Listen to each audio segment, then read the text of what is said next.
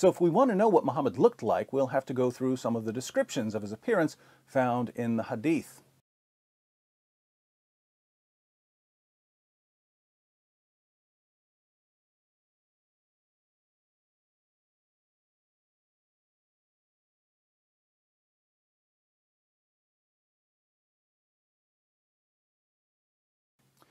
Now, if Muhammad were sitting in a crowd of his fellow Arabs, how would we spot him?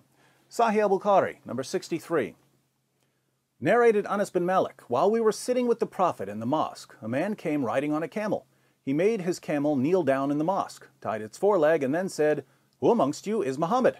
At that time, the Prophet was sitting amongst us, leaning on his arm. We replied, "This white man reclining on his arm." Hey, which one of you is Muhammad? This white Tom Willis-looking white guy leaning on his white arm, that's who. But let's keep reading about a prophet who makes the Brady Bunch look like NWA. Sahih Muslim, 6081. It was narrated that Abu Juhayfa said, "I saw the messenger of Allah with a white complexion and some white hairs." White complexion with white hairs. Who knew that Anderson Cooper was a 7th century prophet? Sahih Muslim, 6071. It was narrated from Al-Jurairi from Abu Tufail. I said to him, "Did you see the messenger of Allah?" He said, "Yes, he was white, with an elegant face." This guy's so white, he makes Queen Elizabeth look like Queen Latifah. And the Muslim sources go out of their way to remind us how white Muhammad was. They tell us about the whiteness of his shins, and the whiteness of his thigh, and the whiteness of his leg, and the whiteness of his stomach, and the whiteness of his forearms, and the whiteness of his armpits, and the whiteness of his cheeks. Based on these descriptions, a friend of mine who's a police sketch artist was able to put together a drawing of Muhammad. Have you seen this man? Have you seen this man?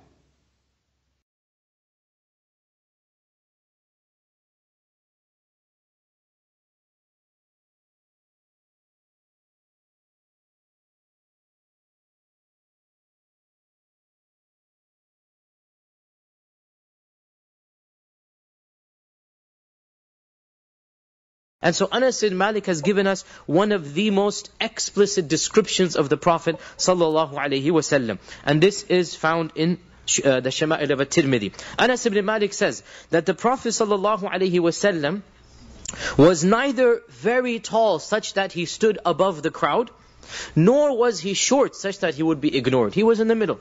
He was of a medium stature. And the Prophet sallallahu alaihi wasallam was neither extremely white, and nor was he a ruddy brown. Now, pause here for a while. The Arabs, they called what we call white, they called it yellow. They called it yellow. What we call white is the Caucasian color white. Okay? And this is generally called asfar. And that's why they call the Romans Banul Asfar. They call the Romans the tribe of the yellow people. Just like over here the American Indians, what did they call whites? Pale face, right? This is not a skin color that they're familiar with, okay? Generally speaking, when the Arabs use the word white, it is a lightish brown. This is what they call white is a lightish brown. It's not the white that we consider Caucasian white. Okay, that white they called asfar, which then it's not really white, it's yellowish to them. That's how they considered it, okay? So, the Prophet ﷺ was a very lightish color of brown. The actual skin color that he had was a lightish color of brown. A lot of people say he was white. No, he's not white. The English word white, no. When we say the word white, that means he is Caucasian color. No, he wasn't. And by and large, the Arabs were not of that color. Right? The Romans were of that color. The Arabs, they had a different color. So the Prophet ﷺ had a lightish, brownish color. So Anas bin Malik is saying, neither was he purely on that side, nor was he ruddy brown, nor was he the rusty brown color. He was in the middle.